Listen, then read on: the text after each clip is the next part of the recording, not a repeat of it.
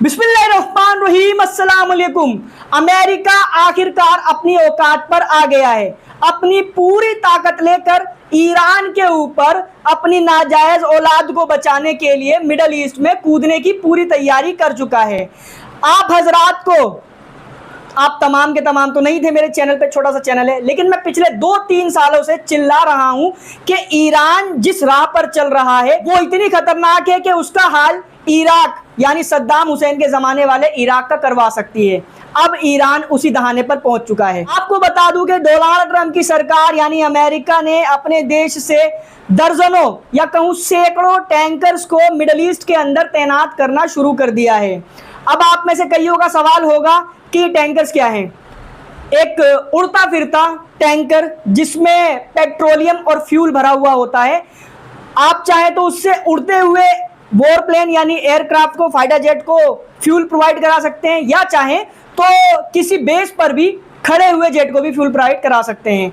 अब इसका फायदा ये होता है कि मानो जैसे इजराइल को ईरान के अंदर हजारों किलोमीटर की दूरी तय करके हमले करने होते हैं, चला तो जाता है लेकिन वापस आने के लिए फ्यूल नहीं होता, तो टैंकरों का इस्तेमाल करके अमेरिका अभी भी उनको फ्यूल प्रोवाइड करा रहा है, लेकिन कह रहा है कि हम इसमें इन्वॉल्व नहीं है। ये मक्कारी और हरामीपन तो सबको पता है।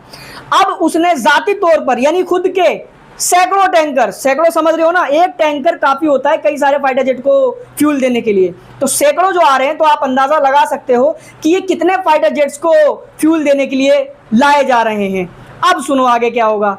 आपको याद दिला दूं, थोड़ा सा हिस्ट्री में जाओगे पीछे, तो इराक के ऊपर जब अमेरिका और बाकी नेटो देशों ने मिलकर हमला किया था तो 5 लाख से ज्यादा लोगों की मौत हुई थी। धड़ाधड़ जो एयर स्ट्राइक्स की गई थी इराक के ऊपर, उसमें हजारों फाइटर जेट्स का इस्तेमाल किया गया था इन तमाम देशों के द्वारा। अमेरिका के पास सैकड़ों की तादाद में फाइटर जेट्स हैं। अगर वो उन सबको यहाँ लाता है और इन बेसिस से उड़ान भरवाकर ईरान पर हमला करवाता है लाखों लोगों का कत्ल करने के लिए, तो उसको जरूरत पड़ेगी कहीं ना कहीं कि इन टैंकर्स के जरिए हवा में ही उनको फ्यूल प्रोवाइड कराया जाए। ये है पूरा सिनेरियो जो मैंने आपको समझा दिया है। आपको मैं ये भी बता दूं कि पिछले 3-4 दिनों में ईरान ने अपनी तमाम तरह की मिसाइल की ताकतों को इस्तेमाल कर लिया है, टेस्ट करके देख लिया है इजराइल के ऊपर, और अमेरिका ने अपने उस नाजायज औलाद का भी टेस्ट कर लिया है कि कितने पानी में है, ईरान से अकेले टक्कर ले सकता है या नहीं, लेकिन कहीं से कहीं तक टिक नहीं रहा है बैकिंग के बावजूद भी। और जाहिर है अमेरिका को अब ये बात पता चल गई है कि अगर 2-3 दिन भी ऐसे ही चलता रहा तो कहीं इजराइल नाम की कोई चीज थी ऐसी एक कहानी ना बन जाए।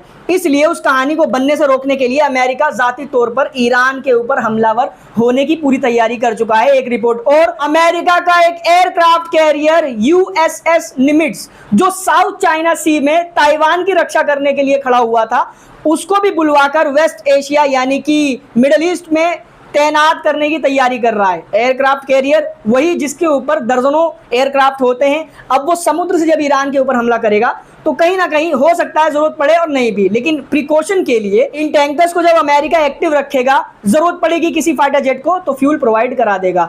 बहाने तो ये लगा रहा है कि कोई प्रैक्टिस वगैरह, कोई ड्रिल वगैरह चल रही है इनकी, इसलिए इतने सारे टैंकर्स को इन्होंने बुलवाया है। लेकिन हम और आप अच्छी तरीके से जानते हैं कि 250 साल का इनका जो ये वजूद है, इसमें इन्होंने मक्कारी, हरामीपन, दोगलेपन के सिवाय दुनिया को और कुछ नहीं दिया। अच्छा, अगर ईरान को अपना हाल इराक जैसा होने से बचाना है, ईरान को एक अपाहिज गुलाम होने से बचना है, तो प्रिकॉशन इख्तियार करने के लिए ईरान को वही करना चाहिए जो जरूरी है, वही जो इजराइल ने किया था 6 डे वॉर के दौरान।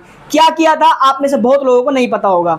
जो अरब के देश थे जो इजराइल पर हमलावर होने की कोशिश में थे, तैयारी कर रहे थे, उनके तमाम फाइटर जेट्स को इजराइल ने उड़ान भरने से पहले ही तबाह कर दिया था। यानी इससे पहले कि अरब हमला करते, इजराइल ने उन पर हमला कर दिया था और उनके जेट्स को ही, जो हथियार थे उनके, उनको ही तबाह कर दिया था।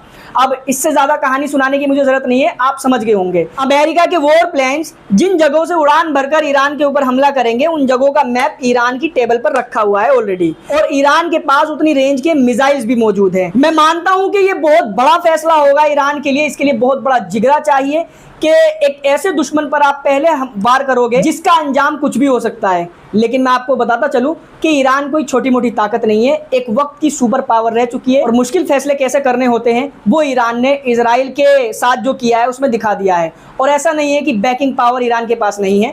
देखो, अपने आप को रशिया, चाइना पाकिस्तान तुर्की कितना भी बचा इस जंग में इन्वॉल्व होने से, अगर ये जंग बढ़ेगी तो ना चाहते हुए भी सबको इस जंग में कूदना पड़ेगा। चाइना के इतने इंटरेस्ट जुड़े हुए हैं ईरान और पाकिस्तान से, अगर ये तबाह हो जाते हैं तो जो चाइना और रशिया का एक बड़ा एम है, एक उनका विजन समझ लो, वो पूरी तरह बर्बाद हो जाएगा अगर ईरान या पाकिस्तान कहीं पर भी रिजीम चेंज हो जाता है। पाकिस्तान में तो खैर पता नहीं कहाँ से इतनी गैरत जागी है और अभी तक एक ही आदमी की जागी है। और आसान कर देता हूँ आपको समझाने के लिए, जिस तरीके से अमेरिका और वेस्ट के देशों को पता है कि अगर इजराइल गायब हो जाता है तो क्या होगा, मिडल ईस्ट में जो इनका इनडायरेक्टली रोब चलता है अमेरिका और वेस्ट के देशों का, वो पूरी तरीके से धड़ाम खत्म। मिडल ईस्ट में अब नया जो किंग मेकर या किंग कहो जो बन के उभर के सामने आएगा वो होगा ईरान, जो ये चाहते नहीं।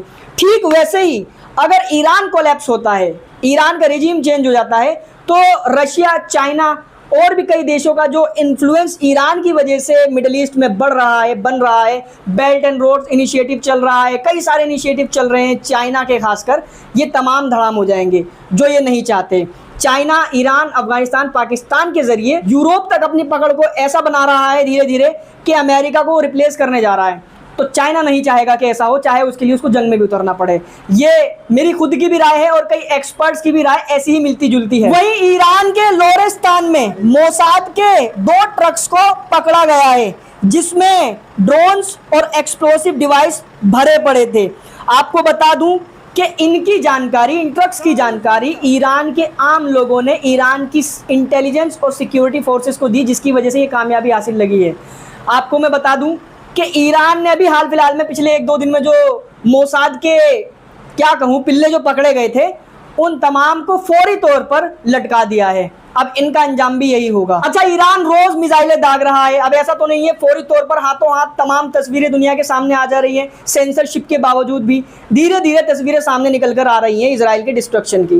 एक और डिस्ट्रक्शन की तस्वीर आपके सामने बताया जा रहा है कि इस बिल्डिंग में ईरान की मिसाइल गिरी, डिस्ट्रक्शन की वजह से अंदर जो सेटलर्स फंसे हुए हैं वो अभी तक फंसे हुए हैं, जिंदा है या मुर्दा ये नहीं पता, उनको निकालने की कोशिश जा रही है।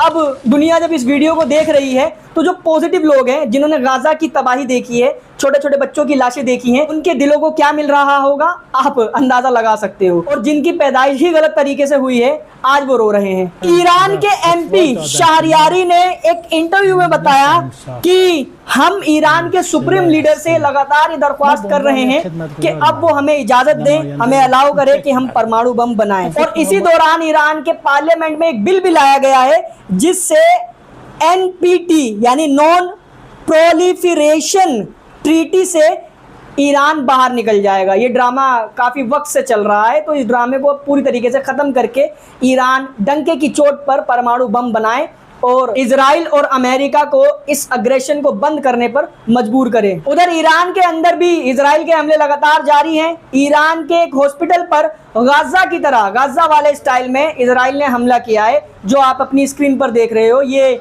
सोशल मीडिया के माध्यम से हमारे पास वीडियो आई है। तो हम अपने चैनल के माध्यम से दरख्वास्त ये करते हैं उन लोगों से जिनका ईरान में कोई कॉन्टेक्ट है, अगर ईरान तक ये वीडियो पहुंच जाएगी या ये हमारे अल्फाज भी पहुंच जाएंगे तो हो सकता है ईरान इस पर विचार करे कि इजराइल का एक हॉस्पिटल है जो लगातार सोशल मीडिया पर वायरल है, जिसके नीचे इजरायली आर्मी का पूरा एक मिलिट्री बेस बना हुआ है। और उधर इजराइल की नेसेट की एक मीटिंग हुई है गुफा के अंदर, बंकर के अंदर। तो दूसरी तरफ ईरान का पार्लियामेंट का सेशन भी कंडक्ट किया गया यूजुअल जगह पर, जहां पर होता है, जमीन के ऊपर, अंदर नहीं।